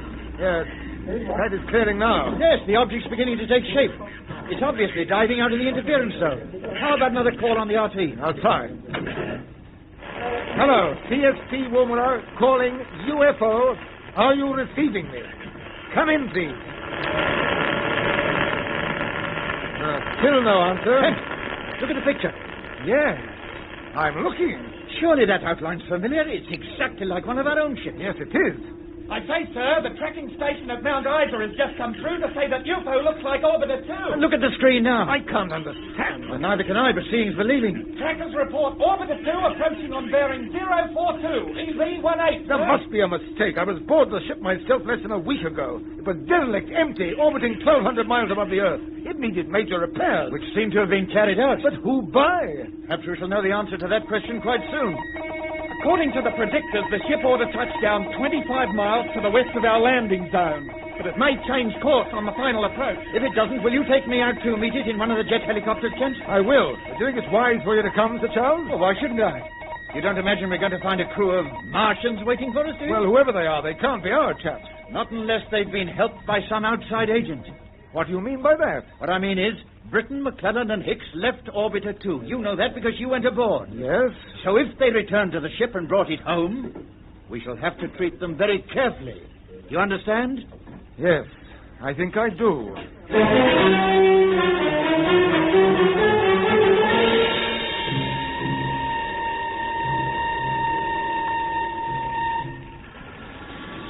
The ground's coming up fast. It's too late to turn towards Woomera, Mac. Yeah, I'm sorry I couldn't bring you right in on target. Don't apologize.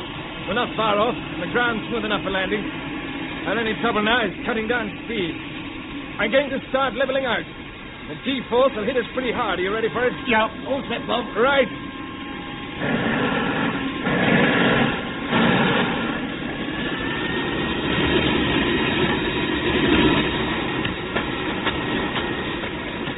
Something's breaking up. What is it? The starboard fin is beginning to crack. The heat must have done it. Okay, we'll have to crash land. It won't be too bad. I'm going in on the approach run. Now, just remember, the moment we stop, we must get out quickly in case of fire. Yeah, I've opened the inner hatch, Bob. We're all ready. Good. That fin will just hold together while I put the tail down. We'll be okay. Here we go. Right. Tail down.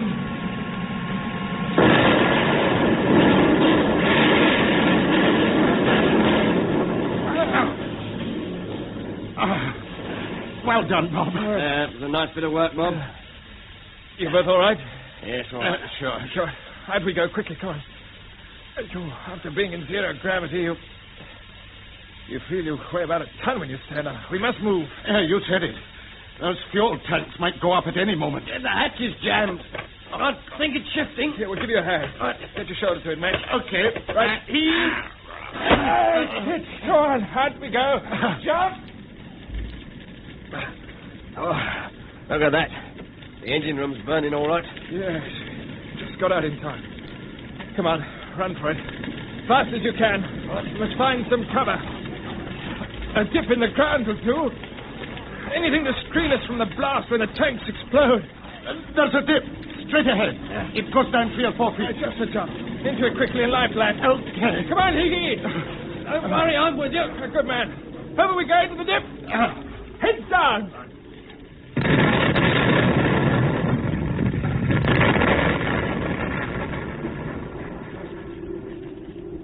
Well, old ship saw us home, chaps. Yes, she did her job and she went out in style. I suppose all we have to do now is to wait for the Woomera boys to come out and pick us up. Yeah, that's about it, Mac. They shouldn't have any trouble finding us. You can bet your life they've tracked us down. Now there's plenty of smoke to guide them in. As you say, plenty of smoke. It's blowing this way, too. Come on, let's move. Might as well start getting used to normal gravity again. Even if this isn't the ideal place to practice it. Oh, look at it. Sun and sands. Miles of blooming desert. I reckon it's hotter here than it was inside the ship. Not that I'm complaining. I shouldn't think so either. You'll be back in Portsmouth with your wife and kids in that time. Ah, Pompey, eh? That sounds like heaven now. You think I'm likely to get leave, though, Bob? Yeah. Yes, I'm sure you'll get a short break anyway, Higgy. What about you? Think you'll be getting back to those nice, cold Essex marshes of yours? Not until CSP decide what to do about the Unities, eh, Mac? No. As far as I'm concerned, I'm not even thinking of home yet. Glasgow's still a long way off. Oh, away with you. You'll be staggering down Stockyhall Street before you know where you are. I never stagger, Hickey. Well, then you're giving a lifelike imitation of it now. You know, it's about time you had a little bit of naval discipline again. Come here. No, thank you very much. Take it up, you two. Come on. Listen. I can hear engines. You're right. Yes, they sound like our jet helicopters. Look, there they are. There's 2 of them. See them just through the smoke there. Yeah, one of them's a flying ambulance, isn't it? Yes, there's no mistaking the white. I wonder who's in the other one. Oh, Colonel Kent, I'll bet you. Give him a wave. Hello there. I won't hear you, Hickey. Now, look, there's surface. Come on down, for goodness sake. They probably can't believe their eyes. They must have recognized us by now. Yeah. They're waving back. Here they come. You were right, Mac. There's the Colonel. Look, he's got Sir Charles Day with him. Let's go and meet him. Come on. I'm halfway there. Colonel Kent. Hello. Hello, sir. Hello. So it really is you. We're not ghosts. We're quite real. And it's good to see you. And you, Sir Charles. Hello, sir. Hello, Britain. It's very good to see you. Well, this is a moment we've been waiting for a long time. Yeah, I'll say it is. You're all right, are you? Oh, yes. Pretty good, thanks. Good. I expect you picked up the ship properly as soon as we got below the interference zone. Yes, it was just as well for you that we did. I must say you were pretty quick off the mark with the rescue party, sir. Congratulations. The predictors gave us your approximate landing point, and we took off before you actually landed. I'm sorry we couldn't make a better job of it, but things got a bit sticky, as you can guess. We've got quite a story to tell. You see, after we went out to find Brent... Captain Britain, we're most interested to hear your story, but perhaps this is hardly the place for it. You'd better come aboard the machine, and we'll take you straight back to Woomera. Yes, good idea, sir. Yeah, let's get out of the sun. Yeah. Come on, Hickey. Up we go. Well, now, you obviously don't need the ambulance, so it can follow us back. Yes. All we need is a clean up and a little bit of rest. You'll have to have a medical check. We'll take you to the camp hospital to begin with, and you can start telling us your story on the way. Yeah, right, sir. We all aboard? Yes. Right. Then here we go.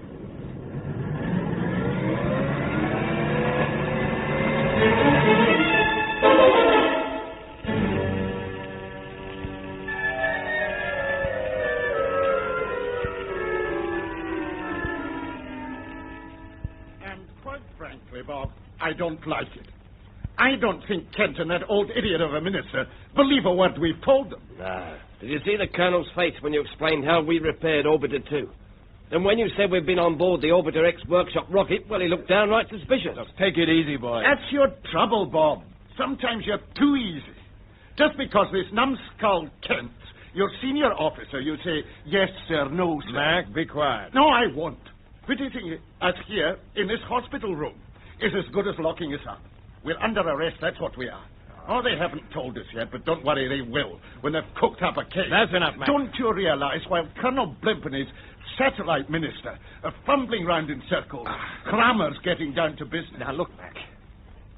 May I come in? Oh, yes, Colonel Kent, yes, of course. I suppose you have the rumpus. Well, perhaps it would be better to forget it. No, you don't have to be diplomatic with us, sir. It's time we cleared the air, and it's time we started asking you a few questions. Now, Mac, for heaven's sake. If I don't shake this place up, the Unitists will. Now, listen. You can let off steam with me, but don't try it with the minister, and don't underestimate him. He'll be back in a moment, and I thought I'd have a quiet word with you first. Okay. You must admit you told us a most astonishing story. There are bound to be more questions, and you may be in for one or two shocks. And so will you, sir.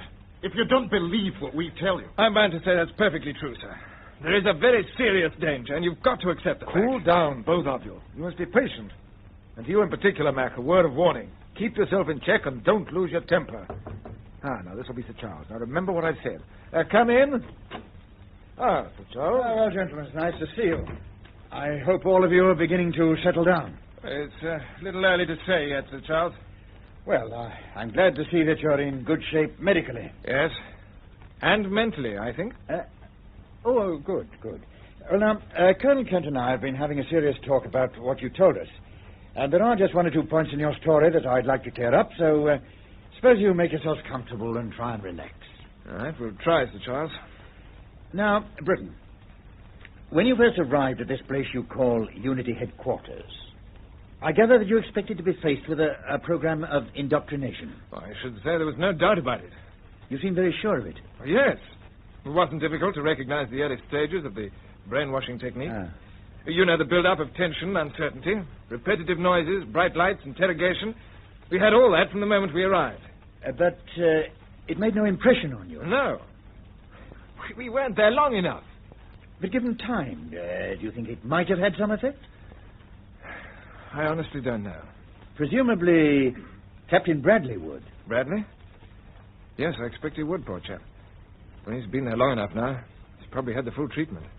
By the way, you say he had a broken leg. Was it the left or the right leg? Do you remember? The right one, wasn't it, Max? Yes, it was. Do you agree with that, Hicks? I can't say, because I never saw him, sir. Captain Britton told you, sir. Hicks wasn't with us when we found Bradley in the headquarters. Oh, yes, it had slipped my mind. I suppose you think we should have brought him out with us, sir? No. Your duty was to get back here with the information. That's exactly what Brad said. Yes, he said we'd never make it if we tried to bring him along with us. He did he? Yes, but we made a promise that we'd go back for it. And we mean to keep that promise. That won't be necessary, will it, Colonel Kent? No, hardly. Well, what do you mean, sir? Bob, I've got a surprise for you. We haven't mentioned it before, but Jack Bradley is no longer at Unity Headquarters. What? He's right here inside the hospital. Brad, here? No, it can't be. I don't understand it. Well, it's wonderful news, but how on earth did he get back? He sent us a radio signal from Orbiter 1. He did what? He signaled us from his ship, and I flew out with Captain Knight and picked him up. And he was there? Yes. I also took the opportunity to look aboard Orbiter 2, and you were not there. Now you'll begin to see why we've been a little worried about your story. Yes, but it all adds up, doesn't it? Yes, Bradley must have been put back on his ship by the Unitists. They intended he should be picked up. Yes, hold on, wait a minute. How did you hear his signal through the interference, sir? It stopped. Well, that clinches it. Unity cut the interference to make jolly sure that you did hear him. This was their one way of getting him back to Woomera without arousing suspicion. Yes, but why should they want him back? Hasn't he told you all about them, sir? No, not a word. Do you realize what this means, Colonel Kent? Yes, Mac. We're not quite numbskulls, you know. The Minister and I have decided that Captain Bradley has been through the brainwashing treatment, and he's here as a Unity agent. Yes, I'm afraid that is now obvious. Yes, it looks like it. But Jack Bradley, no, he wouldn't agree to work for those people. Believe me, if they know their job, which I'm sure they do, there probably isn't a man alive who could hold out against them. Yes, I suppose you're right, Sir Charles. How is Brad? Can we see him? Yes, it's all been arranged. I've just spoken to the doctors, and they agree it might be a good idea for him to meet you right away. I'll have him sent in. We're going to see him now. Quiet, Hickey. We are ready for Bradley. I take it he doesn't know we're here. No, indeed he doesn't. That's the whole point of the meeting. Shock tactics, eh? I don't like it. Neither do any of us. But we may help to trigger off the process of reconversion. It'll be interesting to see his reactions. And here he is. Come in. You wanted to see Mr. Charles? Hello, Bradley. McClellan, Hicks, No, it isn't true. You weren't expecting this, were you, Bradley? Why not? Why shouldn't I? Why are you all staring at me? What is this? It's no good. You can't bluff. You see, we know all about you. Yes, of course you do. I've told you everything I know. Have you? Yes, I have. What are you getting at? Let me out of here. No, Bradley, pull yourself together. We want to help you. Captain Britain has given us the true story. He's told us about the Unity organization and this man Kramer and all that he stands for. What are you talking about? You know quite well. Britain and McClellan spoke to you when you were inside the Unity headquarters. That's where you first met Kramer and a man called Gelbin, do you remember? I've never heard of them. And there was a Dr. Ravel. These names mean nothing to me. But, Brad, you do know these people. You were in their hands. We were with you. I don't remember. Then you'd better think hard. How are you supposed to get in touch with them? Get in touch with them? You're talking nonsense. What have they done to you? Come on, snap out of it, man. Tell me about the indoctrination. You're all wrong. Leave me alone. Then tell me where you think you've been for the past few weeks. I've been aboard Orbiter 1. You know that. We know that's not true. You weren't there when Britain went aboard? It was Kramer who put you there. Kramer, wasn't it? I don't know who Kramer is. Where are his headquarters? They must cover a large area. I tell you, I don't know. Well, which country are they in? The local government must know about them, and so must you. I don't know what you're talking about. I don't know. And as for you, Britain... Brad, you must help us. You wouldn't be the first to defect against Unity. Dr. Ravel helped us, and... She may have done, but She? Now, the game's up, Bradley. We never mentioned that Dr. Ravel is a woman. You obviously know about her, just as you know about Kramer and the rest of them. Now start talking. All right. I did promise to help Unity, and I'm proud of it. During the past weeks, I've learned to see things more clearly. I see that democracy, communism, and dictatorships are all leading to the same end, destruction. The only hope for the future of the world is a unity world government. It's bound to happen. It's natural evolution, and whatever you do, you can't stop it. I hoped I'd be able to play a part in it, but now I realize that that's impossible. Yes, it is. Quite impossible. But you can't make me say anything that would injure the organization. You won't tell us where the headquarters are? Of course not. In any case, I don't know. But you mean they never told you? No. I realized they had to protect themselves in case something like this happened. That means you were to work through a contact. I've nothing to say. All right. We'll find out later. But purely as a matter of interest, do you know why Dr. Kramer left Britain, McClellan, and Hicks on Orbiter X? There must have been a sudden emergency, because he left quite suddenly without any explanation. Yes, the interference transmitter caught fire at Unity headquarters. So that was it. He was afraid his ship would be seen on the ground tracking screens. Aye, no wonder he pushed off and left us to it. Then he must have rebuilt the transmitter very quickly to cover your return to Orbiter 1, Bradley?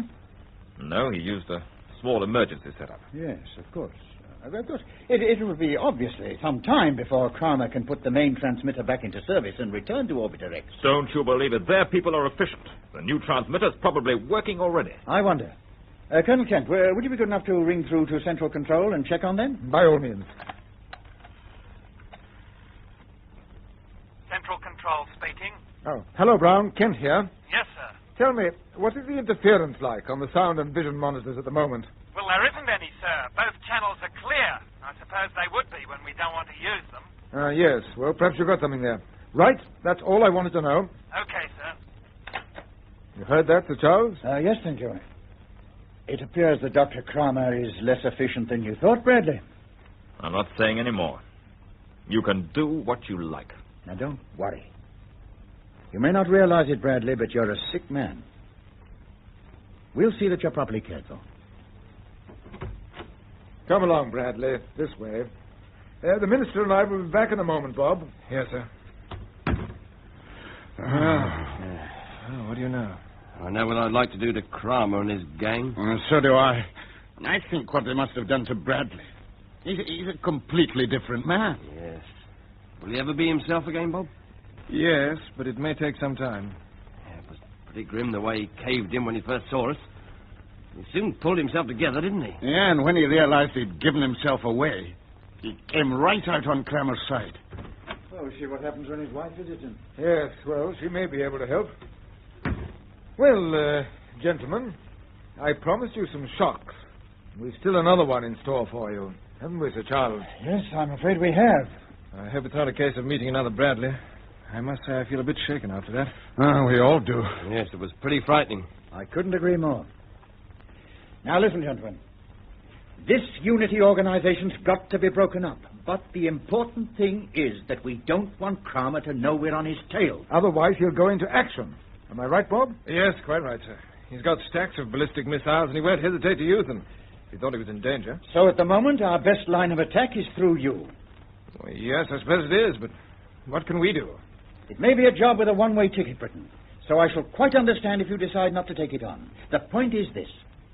As far as Kramer knows, Bradley is still his agent, and you are still on our embryo space station Orbiter X. Yes? Now, we don't want to upset that illusion, and there's no reason why we should. Yes, but as soon as the interference transmitter is working again, Kramer will go back to the station. Exactly, and he must find things just as he left them.